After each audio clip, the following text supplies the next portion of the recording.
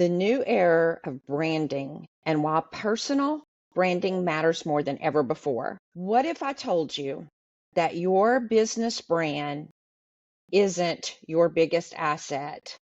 You are. I couldn't tell you how important that you know that you are your biggest asset. I want to welcome you to Influence and Growth Mastery. I'm your host, Tanya Gossage, and today we're diving deep into a game-changing shift happening in your business right now. The rise of personal branding over traditional corporate branding. Entrepreneurs, coaches, consultants, I want you to listen up for just a minute. In 2025 and beyond, people do not just buy from businesses. They buy from us. They buy from people. They buy from you. They buy from authority. They buy from credibility. So here's what I want you to know. If you've been hiding behind your logo, thinking that your company's branding is going to do all the work for you, yeah, you're missing out on one of the biggest opportunities to build trust, to build visibility, and to grow your business. Today, in this episode, we're going to break down why corporate branding is taking a back seat to you, to your personal authority. And so, how do you position yourself as a thought leader in the industry? The social media strategy that you need to maximize your influence and visibility. Let's go ahead and get started. Okay, so part one of this is the shift from corporate branding to you, your personal authority. Okay, so for a very long time, decades actually, corporate branding was, I'm going to call it the king. Businesses have poured millions, if not billions, into logos, into taglines. I've had taglines, I've had logos, I still have a logo, I still have a tagline, and perfectly polished their marketing campaigns. But here's the problem. People do not connect with brands, they connect with you. Let me repeat that. They do not connect with brands, they connect with you, or they connect with people, okay? So I want you to think about this. Who do you trust more? A faceless corporation or a real person that you follow, that you engage with, and that you learned from?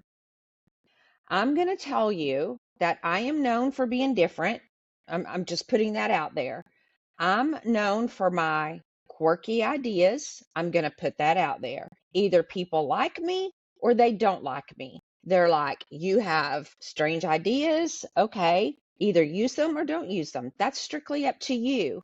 But I will tell you that today's marketplace is built upon trust. It's built upon credibility. And consumers are completely overwhelmed with excuse me, they're completely overwhelmed with choices. They are looking for leaders that they can trust. That's why most successful brands today, they have a face and they have a voice that is behind them. I want you to consider a few industry leaders today. Elon Musk, either people love him or they hate him. He has some weird and quirky ideas. I get it. But again, you either love him or you hate him. But he is extremely successful. Look at Gary Vaynerchuk. Either you like him or you don't like him. Look at Marie Forleo, very successful. These individuals have built billion-dollar brands, but it's not just their company that you follow. You follow them because of who they are. You follow them because they get results. So if you're still thinking, I'll let my company brand do all the talking for me, let me challenge you. Your name, your face, your expertise is your brand. And my question to you is, Are you leveraging that? Are you leveraging who you are, your expertise, your knowledge, your skill set, all of the things that make you up as who you are? So, part two of this, how do you position yourself as a thought leader? I want to talk about that. How do you transition from just another entrepreneur into a recognized thought leader? I have to tell you, I don't know if you know much about human design, but human design is so powerful, and it's going to tell you who you are at your core, who you are at your strength. It's not just another personality assessment. It is based upon your DNA, who you are, the way the moon was set when you were born, the your date of birth, your name, the place of your birth. It's who you are. Now you can choose to be who you are at your core, or you can choose to work against it. As long as you work against who you are at your core, you're going to be miserable. But if you decide that you're going to flow with who you are meant to be, you are a powerhouse. And I can tell you that ever since I have been in the flow, I've gotten out of the flow and I've gotten in the flow and I've gotten out of the flow and I've gotten into the flow, but I have known who I am at my core. And when I don't play around with that, I am a powerhouse. And you can be too. And when you position yourself as a leader, it's not about who speaks the loudest. It's about consistently delivering value to people and sharing your insights, sharing your quirkiness, as I say about me, and showing up with authority. And here's how you do it. You own who you are. You own your strengths. You own your expertise. And what do you know that other people don't know? What do you know that others need to learn? That's what they're going to pay you for. They're going to pay you for your knowledge. They're going to pay you for your skill set. They're going to pay you for the problems that you solve. And that's how you start positioning yourself as an authority. You've been through things that people cannot take away from you. You have things that you can do that nobody else can do.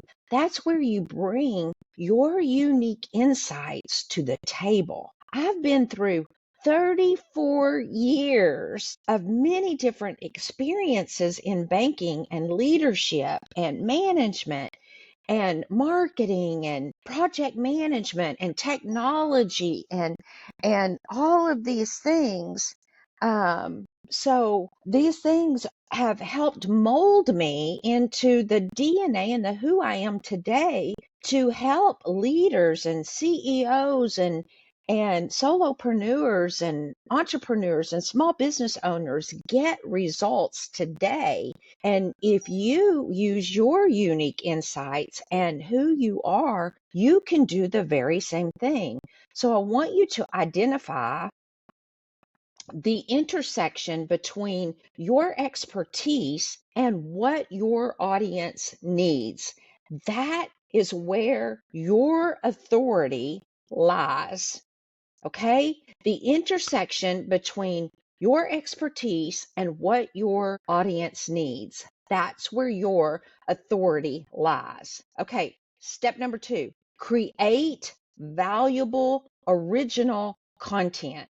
When I say original content, does that mean you cannot use any chat GPT or other AI tool? Absolutely not. You should be using technology and AI tools to help you do your thing.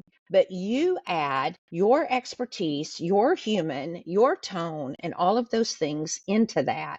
Thought leaders, they don't just share their opinions, they share and provide real actionable insights. So here's the thing. You can write LinkedIn posts that position you as a problem solver.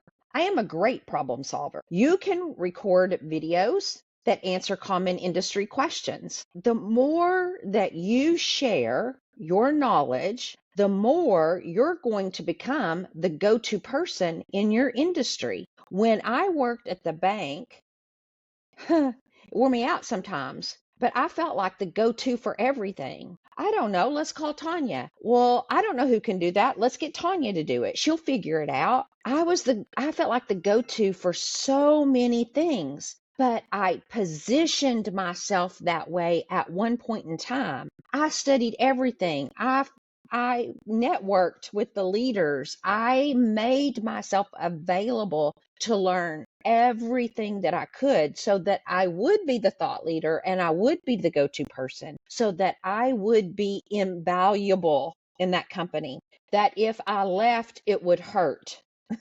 Okay, you following me here? You want to be the go-to person in your industry and you want to get visible. That's step number 3. You want to get visible, strategically get visible. Okay. So visibly is not shouting louder. It's not that. It's about being seen in the right places by the right people. And again, that was what I did. When things came up, I was at the right place at the right time, and I was always top of mind. We've got this project coming up. Who do we need to put on it? Tanya. We've got this that needs to be done. Who needs to do it? Tanya. That's who you want to be. You want to be the person that when somebody has a problem, they need direction, they need a lead, they need something, your name is top of mind. Okay? That's how you're going to build that. How do you get that? Go speak on stages, do podcasts, do webinars. I'm positioning myself right now that I have um, AI CEOs of companies reaching out to me right now because I'm active in their communities and they see that I know their tool, reaching out to me saying, hey, will you join my roundtables? Absolutely, I will. Will you join my advisory boards? At no cost. Yes, I will. What does this do for them? This helps them because I'm an advocate for their tool. It helps them get more clients or more customers because I'm sharing my affiliate link out to other people, drawing more customers to them. They're now asking me, will I do webinars on their behalf and revenue share part of some of these things with them? Um, uh, Absolutely, I will. What does that do for me? It allows me to access their network, draws people to me. It accesses my networks, draws people to them, and I make an income. You have to think smart, okay? You have to think smart. You have to get visible. How do you do it? Start thinking through these things. Get on stages. Webinars a stage. Get on a podcast. That's a stage. Every social media platform is a stage. And you can't just go talk. You have to engage. We'll talk about that in a minute. But get featured in articles and interviews. I'm all the time getting emails. Hey, we have this paid thing that you can get in, or we have this free thing that you can get in. I have this thing of if you want me to be in your magazine or you want me to do this thing, I've only paid to be in one magazine. And I was a columnist on a quarterly basis in that magazine, and I sponsored that magazine. Now, when Forbes or other magazines reach out to me and say, hey, would you like to write a column? Is it free or is it paid? Oh, we'll do this for you for $5,000 one time. Heck no, I'm not doing something like that. That's not worth my time, my energy, or money. No. Now, in my local area, might what I consider it? Maybe. I don't know. It depends upon what the deal is. But you want to get visible in areas that you can get visible in. You want to network, network as many places as often as you can. I do not understand people who say, I do not have time to network. You do not have time not to network. Okay. So engage in high value conversations online. If you want me to go get you leads, I will be more than happy to get you leads. You're going to pay me for those leads, but I'm going to go get you high quality leads. I love doing that. I'm building a business around that. I've done that for corporations. I've done it for financial institutions. I've done it for clients, and I will do it for you, but you will pay me for high quality clients, because you're going to get paid for those for who knows how long, ever how long you keep that client. But what I love about it is I'm networking and I'm creating a database for me. So you're going to win, but I'm going to win greater than you're going to win. But I would love to do it for you if you think that you don't have time to do it. The goal here is make it impossible for your ideal audience to ignore you. Get visible. Your name needs to be at the top of the list anytime they think of anything. Oh, Tanya. Oh, Tanya. Oh, Fred. Oh, Sam. Oh, Mary. Uh, She's the person I need. And I made myself that way my entire career going through banking. And when I left to do consulting, I immediately had a business and had to hire 5 people out of the gate, because I was a hot commodity, and I call it a hot tamale. I was a hot tamale right out of the gate, because people were like, I have to have her. I have to have her. And so I immediately hired 5 people from my team and paid them good money, because I knew what I had. I knew I was not going to struggle to get business. That's what you want to build for yourself. I hope you're getting this. I hope you're getting this. And if you are, I would love for you to take just a minute and do a screenshot and post this on social media. I don't look the best today. I'm at my mom's taking care of my granddaughter. We have volleyball this weekend. But do that. Take a screenshot, tag me in it on social media, and say, this is the value I'm getting from her right now. I would love for you to do that.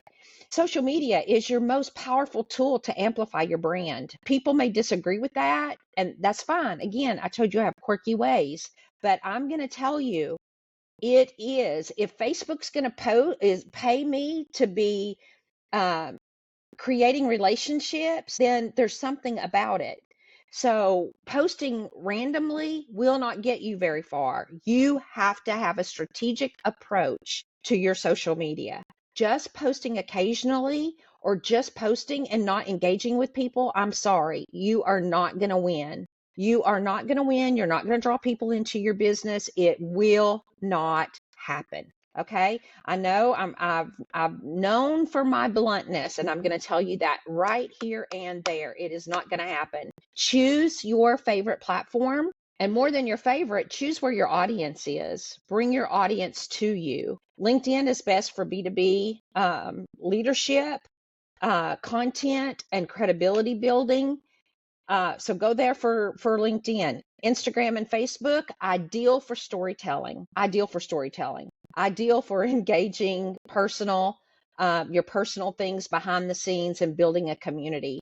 Um, I post a lot of personal content mixed with a little bit of business content, because, like I say, Facebook loves engagement, and I engage with my people on Facebook. And I'm not going to tell you my whole strategy, because you'll go make money from it, and you didn't pay me for it, so that's okay. Twitter or X, it's great thought leadership platform for quick insights and engaging with your industry, or engaging with industry trends. I'm on Twitter or X. I don't do much there. I'm on several platforms, but only to go read the news or whatever on X. I don't post much. I like things every now and then. But that's not where my people are. And so YouTube and podcasting for in-depth content, just like I'm doing now, and long-form authority building, or long-term and long-form authority building. There's no way I would cancel my podcast. Even if only 5 people listen to my podcast, there's 5 people that I've impacted. It will grow over time. Uh, but yeah, there's no way I would cancel my podcast today. I want you to ask yourself again, where is my audience? That's where you need to spend most of your time. I love Substack. I'm new to Substack, but Google is sending me traffic to Substack right now. I am figuring out the SEO thing more and more and more. Repurposing content is ideal, and having the right AI tools that can help you get known is phenomenal. And yeah, so I love blogging on Substack. There's a 4 content pillar strategy that I want to share with you to grow your influence. And you need to rotate, um, excuse me, between these 4 types of content. It helps you build authority. It helps you share your expertise, insights, and then share case studies. But storytelling content, make your brand relatable through personal stories. Stories sell. I know you've heard that. Um, Share your experiences. They help people. They truly help people. And if you've been in this game for a long time, it's going to help people avoid the mistakes that you've made, because you can keep somebody from making the same mistakes, which will shortcut their growth roadmap. And so anything you could do to help people, I know that's what you want to do. Engagement content. Start conversations with your audience. The algorithm, number one, loves it. You're also building that know, like, and trust factor. You have to engage with people to grow your business. If you do not engage, if you just post content and walk away, again, I'm sorry, you are not going to build your business. If you are not only not posting on your content, but you're not out there posting on other people's content, you're never going to be seen. You're never going to build relationships with people, and you're never going to drive people to your thing that you're trying to sell. It's just not going to happen. Promotional content. Showcase your offers without sounding salesy.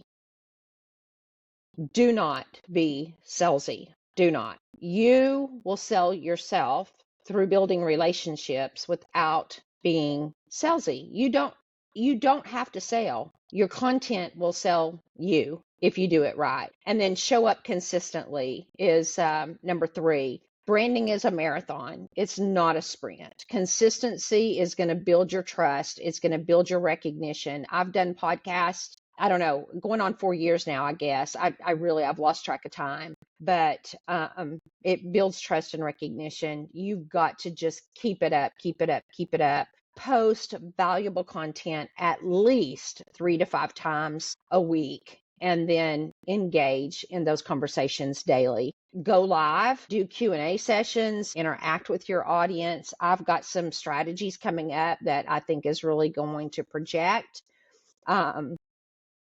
my business in the very near future. Very excited about it. Things I don't want to share. I don't want to share. But final takeaways is your name. You are your business. Me, Tanya Gossage. I do have a business name.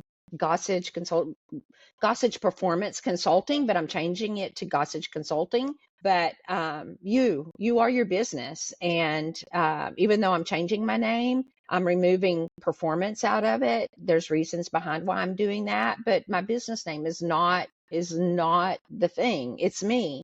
I'm the one that builds the relationship. I'm the one who goes and networks. I'm the one who brings in the leads. I'm the one that helps people with social media. I'm the one that helps people with AI tools and helps them build their toolkit. I'm the one who does all of those things. And so your personal brand is your most powerful asset that you have every single day. Without you, you have nothing. Your team helps you, but without you, you're nothing. Your name, your expertise, your voice is what sets you apart. Do not hide behind your company brand. Step up, own your authority, and make your impact. And I cannot say enough, make your impact. If you were to know your human design, and if you want to know your human design, reach out to me. I'll help you with that. But once you know your power, your superpowers, and once you know what your challenges are and how to work with your challenges or to beef up those things that have been a struggle to you, there is no one or nothing that can stop you. It is it is the most powerful thing in the world. And so I want to say that if this episode resonated with you, I want you to do me a favor. Please leave me a review. Your feedback is so important to me, and it helps reach more entrepreneurs, business owners just like you. And I just want to say thank you so much for tuning into this podcast. I appreciate you. You have no idea how much that I appreciate you. And until the next episode, I want you to continue showing up. I want you to show up for your clients. I want you to show up for you and keep building your brand, keep taking impact. And if you do, the sky is the limit. There is no telling what you will be able to accomplish in 2025. I continue to say that 2025 is the year of impact, and I believe that with all my heart. Have a great day or great night, whatever time it is that you're listening to this podcast, and I love you, and I'll see you again next week. Bye.